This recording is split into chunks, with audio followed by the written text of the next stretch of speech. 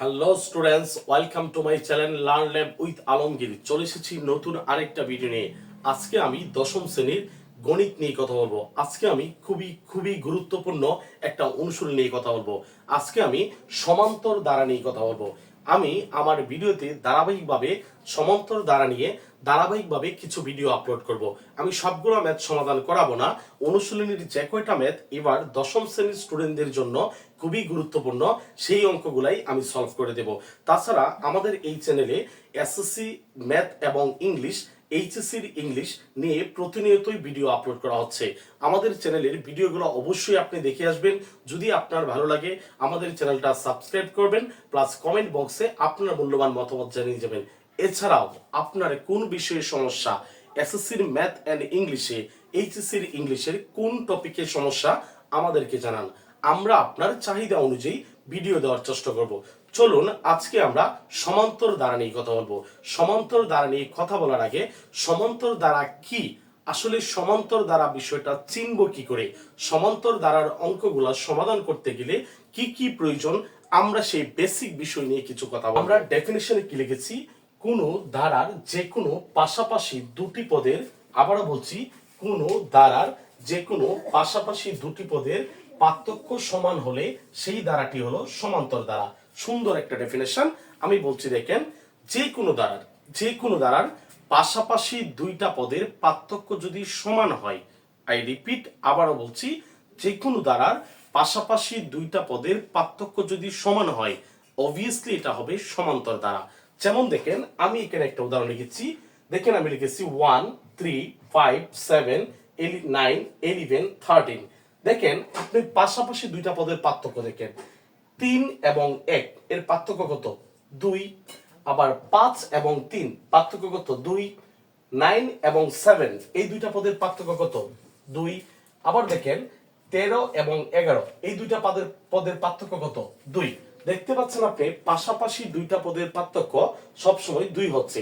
এরকম যে কোনো ধারার পাশাপাশি দুইটা পদের পার্থক্য যদি সমান হয়, অবভিয়াসলি এটা কি হবে? সমান্তর ধারা। আশা করি বিষয়টা আপনাদেরকে বোঝাতে পেরেছি।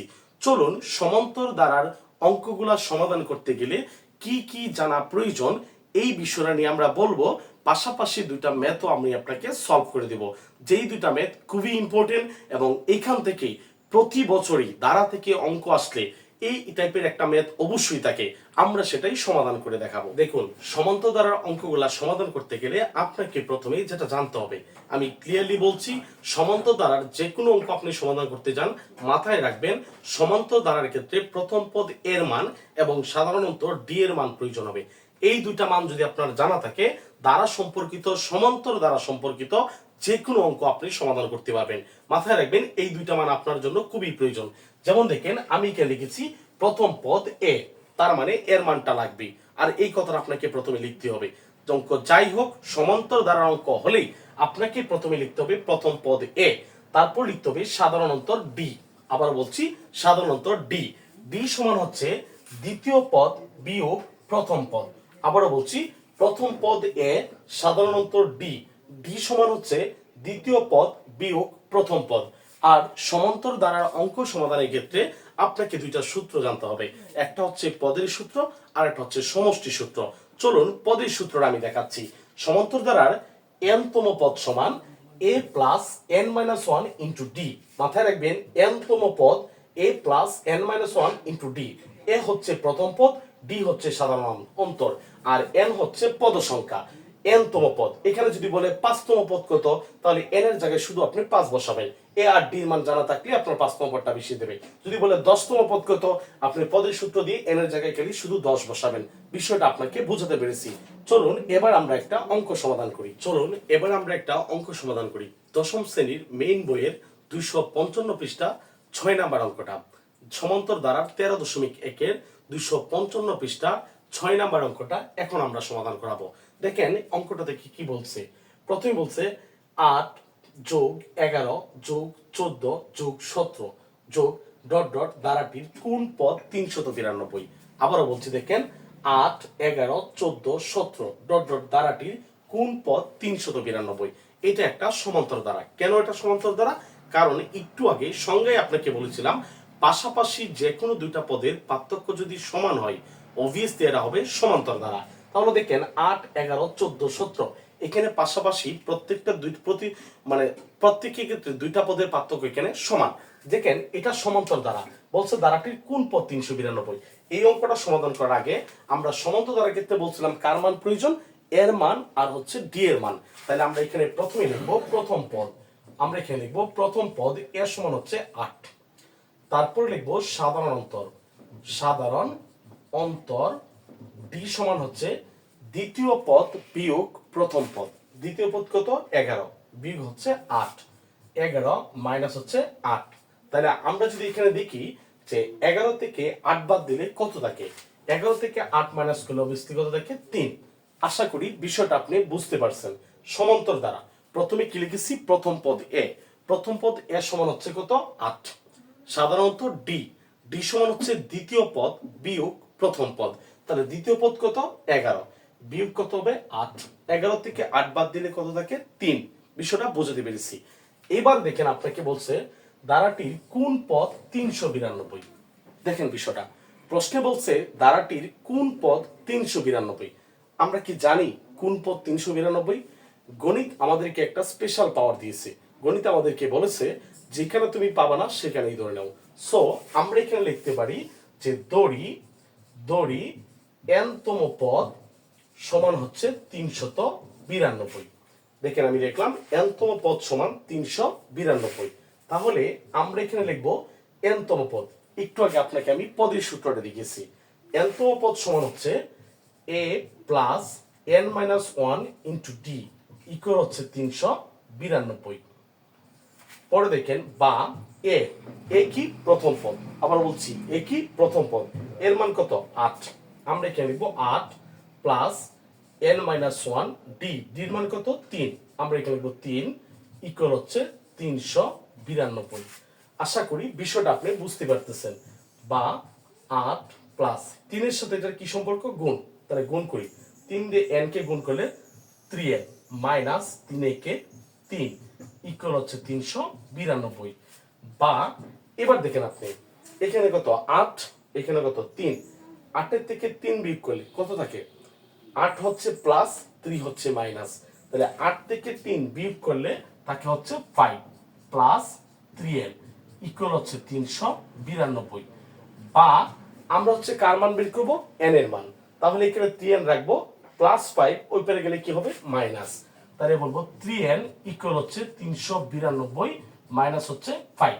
এবার দেখেন আমরা যদি একটু এই পাশে টানি, বা এখানে লিখবো 3n সমান 392 থেকে 5 মাইনাস করলে কত হয়, থেকে 5 বাদ দিলে হয় 387। বা n সমান 3 এর সাথে n এর কি সম্পর্ক, গুণ। তাহলে আমরা এখানে কি করব, 387 ভাগ হচ্ছে 3, তাহলে গুণ ওই পারে গেলে কি হয়, ভাগ। সুতরাং n সমান লিখবো আমরা 387 কে 3 দিয়ে ভাগ করলে হয় 129। তাহলে আমরা এখানে বলতে পারি ধারাটির 129তম পদ হচ্ছে 392। আশা করি বিষয়টা আপনি বুঝতে পারছেন। চলেন আবারও বুঝিয়ে দিচ্ছি। আমরা এখানে বলেছিলাম প্রথম পদ এ, এর সমান কত, 8। তারপরে বলেছিলাম সাধারণত ডি, ডি সমান কত, 11 মাইনাস 8, মানে দ্বিতীয় পদ বিয়োগ প্রথম পদ। 11 থেকে 8 বাদ দিলে কত হয়, 3। পর দড়ি n-তম পদ 392। কেননা বলছে ধারাটির কোন পদ 392, n-তম পদ 392। n-তম পদের সূত্র কি, a plus n-1 into D equal 392। এর মান কত, 8 প্লাস n-1 ডির মান কত, 3 ইকুয়াল 392। 8 প্লাস 3 দিয়ে n-1 কে গুণ করেন, 3 দিয়ে n কে গুণ করলে 3n মাইনাস 3 কে 3 ইকুয়াল 392। এখন 8 থেকে 3 বিয়োগ করলে কত হয়, 5, 5 প্লাস 3n ইকুয়াল 392। এখন আমাদের n এর মান প্রয়োজন, তাহলে 3n প্লাস 5 এই পারে গেলে কি হবে, মাইনাস 5। 392 থেকে 5 বিয়োগ করলে হয় 387। 3n সমান 387 বা n সমান 387 বাই 3। সুতরাং n সমাগত 129। তাহলে সুতরাং আমরা বলতে পারি ধারাটির 129তম পদ হচ্ছে 392। আশা করি বিষয়টা আপনি বুঝতে পেরেছেন। চলুন এবার আমরা 7 নাম্বার অঙ্কটা দেখে নিই। ঠিক সেম আমরা একটু আগে 6 নাম্বার অঙ্কটা সমাধান করেছি, এবার ঠিক সিমিলার একটা ম্যাথ 7 নাম্বার অঙ্কটা আপনাকে আমি সমাধান করে দিচ্ছি। কেননা এই দুটো অঙ্ক খুবই গুরুত্বপূর্ণ। এখান থেকে যে কোনো একটা অঙ্ক আসতে পারে, বা এই অঙ্কটা যদি কপিও না হয় তাহলে একই নিয়মের মধ্যে যে কোনো অঙ্ক দেখবেন আপনি বোর্ডে চলে আসছে। বোর্ডে এর আগেও অনেকবার এই টাইপের ম্যাথ চলে আসছে। তাহলে একটু দেখেন, আমরা একটু দেখি। প্রথমে বলছে দেখেন 4 যোগ 7 যোগ 10 যোগ 13 ডট ডট দ্বারাটির কোন পদ 301। আপনি একটু দেখেন অঙ্কটা সেম, একদম আগের মতো। পারলে আপনি ভিডিওটা পজ করে আপনি অঙ্কটা আগের অঙ্কটা দেখে দেখে এই অঙ্কটা সমাধান করেন। যদি না হয় তাহলে আপনি কাজ করবেন, এখন আমি ভিডিওটা করতেছি, আপনি একটু কষ্ট করে অঙ্কটা দেখে নেবেন। দেখেন আপনি এখানে কি বলছি, প্রথম পদ এ আগের মতো সেম। আমি বলছিলাম না দ্বারার যে কোনো অঙ্ক করতে গেলে আপনার এর মান আর ডি এর মানের প্রয়োজন হবে। তাহলে আমি কি লিখেছি, প্রথম পদ এ সমান কত 4, তারপরে সাধারণত ডি, ডি সমান কত দ্বিতীয় পদ বিয়োগ প্রথম পদ, দ্বিতীয় পদ কত 7 মাইনাস 4, উত্তর হচ্ছে 3। আশা করি বিষয়টা আপনি বুঝতে পারছেন। এখন বলছে সেম দ্বারাটির কোন পদ 301। আমরা কি জানি দ্বারার কোন পদ 301? না। আমি একটু আগে কি বলেছিলাম, যেটা জানবো না সেটাই ধরে নেব। তাহলে বলতে পারি ধরি এনতম পদ হচ্ছে 301। দেখেন আপনি বুঝছেন কিনা, সিমিলার, একদম সেম, আগের অঙ্কটার মতো একদম কপি। ধরি এনতম পদ 301, তাহলে আমরা এখানে কি বলতে পারি, বা এনতম পদে যদি সূত্র লিখি আমরা a plus n minus 1 into D equal হচ্ছে 301। আশা করি বিষয়টা আপনি বুঝতে পারছেন। a plus n minus 1 into D, এটা কিন্তু পদের সূত্র। তাহলে বলতে পারি বা এর মান কত 4 প্লাস n মাইনাস 1, ডির মান কত 3, আমরা এখানে লিখবো 3 ইকুয়াল হচ্ছে 301। বা যদি বলি 4 প্লাস, আবার সেম 3 দিয়ে গুণ দিই, 3 দিয়ে n কে গুণ করলে কত হবে 3n মাইনাস 3 কে 3 ইকুয়াল হচ্ছে 301। তাহলে বা এখানে দেখেন 4 প্লাস মাইনাস 3, কি দুই রকম চিহ্ন থাকলে কি হয়, বিয়োগ হয়। তাহলে 4 থেকে 3 বিয়োগ করলে কত হয় 1। তাহলে আমরা বলতে পারি 1 প্লাস 3n ইকুয়াল হচ্ছে 301। আশা করি বিষয়টা আপনি বুঝতে পারছেন। এখন আমাদের কার মান প্রয়োজন, n এর মান। তাহলে প্লাস 1 এপারে গেলে কি হবে মাইনাস। তাহলে চলেন এখানে লিখি আমরা বা 3n সমান সমান প্লাস 1 প্লাস 1 ওই পারে গেলে কি হবে মাইনাস। তাহলে 301 মাইনাস 1, বা বলতে পারি 3n সমান 301 থেকে 1 বিয়োগ করলে 300, বা এখানে বলতে পারি n সমান 300 বাই 3, কেননা 3 এখানে গুণ, গুণ ওই পারে আসলে কি হয় ভাগ, সুতরাং n সমান কত 100। সুতরাং আমরা বলতে পারি দ্বারাটির 100তম পদ হচ্ছে 301। আশা করি বিষয়টা আপনি বুঝতে পেরেছেন। আমাদের এই ভিডিওটা যদি আপনার ভালো লেগে থাকে অবশ্যই আমাদের চ্যানেলটা সাবস্ক্রাইব করবেন। প্লাস দশম শ্রেণীর গণিতের কোন অনুশীলনের আপনার সমস্যা আমাদেরকে জানান, আমরা আপনার চাহিদা অনুযায়ী সমস্যা অনুযায়ী ভিডিও দেওয়ার চেষ্টা করব। আমাদের সাথেই থাকবেন, ভালো থাকবেন। আসসালামু আলাইকুম।